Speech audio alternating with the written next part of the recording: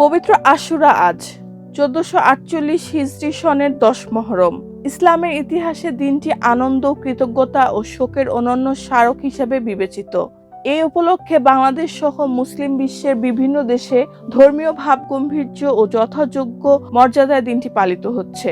সরকার দিনটি উপলক্ষে সরকারি ছুটি ঘোষণা করেছে। হাদিস অনুযায়ী এদিন হযরত মুসা আলাইহিস সালাম ও তার অনুসারীরা ফেরাউনের নির্যাতনের হাত থেকে মুক্তি লাভ করেন। এই ঘটনার স্মরণে রাসূল সাল্লাল্লাহু আলাইহি ওয়াসাল্লাম আশুরার রোজা পালন করেন এবং উম্মতকে রোজা রাখতে উৎসাহিত করেন। ইহুদিদের প্রথা থেকে ভিন্নতা রাখতে তিনি 9 বা 11 মহরম সহ 2টি রোজা রাখার নির্দেশ দেন। অন্যদিকে 61 হিজরির 10 মহরমের কারবালা প্রান্তরে মহানবী সাল্লাল্লাহু আলাইহি ওয়াসাল্লামের প্রিয় দৌহিত্র ইমাম হুসাইন ও তার পরিবারের সদস্যদের শাহাদাতের ঘটনায় এই দিনের সঙ্গে জড়িত রয়েছে। আশুরা উপলক্ষে রাষ্ট্রপতি মোহাম্মদ শাহাবুদ্দিন সত্য ও ন্যায়ের পথে চলার আহ্বান জানিয়েছেন। প্রধানমন্ত্রী তারেক রহমান সম্প্রীতি, সহনশীলতা ও ভ্রাতৃত্ববোধ জোরদারের উপর গুরুত্ব আরোপ করেছেন।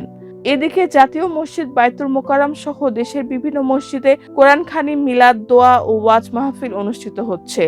শিয়া সম্প্রদায় তাজিয়া মিছিল সহ বিভিন্ন কর্মসূচি পালন করছে। নিরাপত্তা নিশ্চিত করতে ঢাকা মেট্রোপলিটন পুলিশ বিশেষ নির্দেশনা জারি করেছে। রেহানা বেগম, প্রজন্ম 24।